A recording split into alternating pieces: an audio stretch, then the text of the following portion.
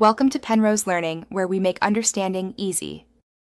You start by opening Settings and heading straight to Lock Screen or Biometrics so you can change fingerprint visuals.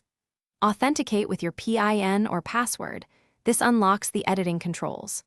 Once done, tap the Fingerprint Preferences or Fingerprint Animation entry to reveal color and style choices. You're not installing anything yet, you're just exposing the controls that let you pick a color. Make sure your device is charged and unlocked so changes apply immediately and you can preview them. Now you'll pick the animation and color. Choose a style like ripple, pulse, or glow so the effect matches your taste. Then tap the color picker or one of the preset swatches to preview instantly on the lock screen preview.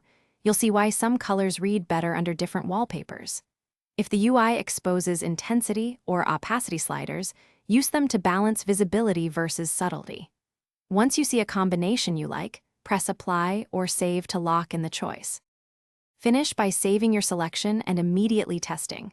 Lock the phone and touch the sensor to confirm the color and animation display correctly. If the color doesn't appear, toggle fingerprint recognition off and on, then reapply the color choice. This often forces the UI to refresh.